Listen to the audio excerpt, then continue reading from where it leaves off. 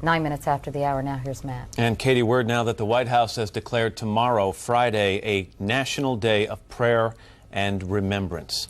FBI and other federal agents are scouring the country this morning following thousands of leads in search of those responsible for these attacks. NBC's justice correspondent Pete Williams is in Denver this morning with the latest on the investigation. Pete, and I'm reading here that the FBI has now received 2,055 calls to its telephone tip line, and I'm sure they're busy following those tips. The telephone tip line and also the special internet tip line that they set up for this, and a sign, Matt, this morning of how international this investigation is. Police in Hamburg, Germany, detaining one person they describe as an airport worker. The Hamburg connection, interesting, of course, because the two suspected hijackers who took their training at the Florida flight school told people there that they had come from Hamburg, Germany. And in the United States, more than 8,000 federal investigators and support staff pursuing leads this morning. Officials say this investigation is moving along surprisingly well, considering that it's coming along so soon after the attacks. The Justice Department now says between 12 and 24 terrorists were on the 4 hijacked airplanes during their final deadly flights, controlling passengers and crew, investigators say, with knives and threats. The 4 planes were hijacked by between 3 and 6 individuals per plane, using knives and box cutters, and in some cases making bomb threats.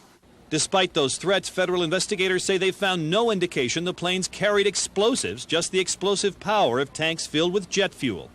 FBI agents are scouring records for evidence of who the hijackers were. Rental car records, telephone logs, videotapes from airport security cameras, and ticket logs. Investigators say hijackers used both cash and credit cards to buy their tickets and rent hotel rooms, leaving behind a trail of evidence. But by far the most productive tool, the actual passenger lists. Investigators now say they know the names of nearly all the hijackers.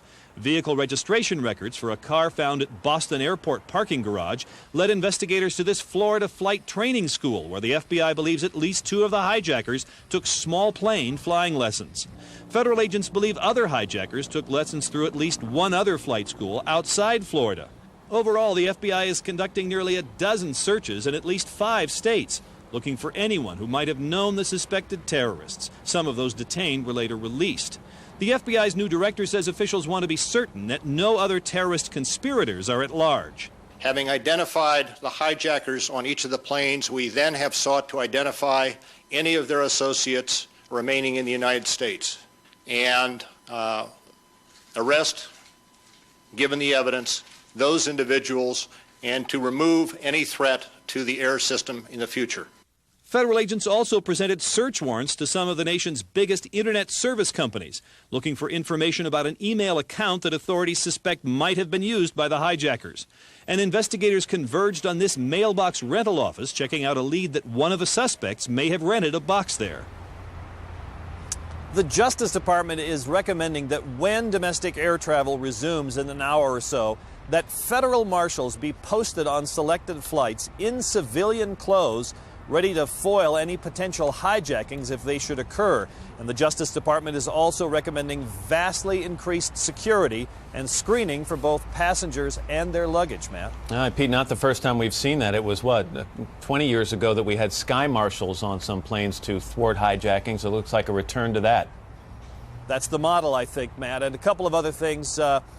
We are now hearing that federal officials think the number of hijackers, even though the Attorney General has given us this range of numbers between 12 and 24, we're now hearing from some federal officials that they think the number of hijackers was probably around 18. That number may change 1 or 2 in the coming day or so. And they believe they know, at least they know the people they suspect were the hijackers. They have all of their names, and now the big task, of course, is to find out who their associates were.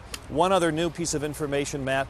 Federal officials know that this planning for this hijacking was at least in the works for a year, because that's when these 2 folks in Florida first started their flight training.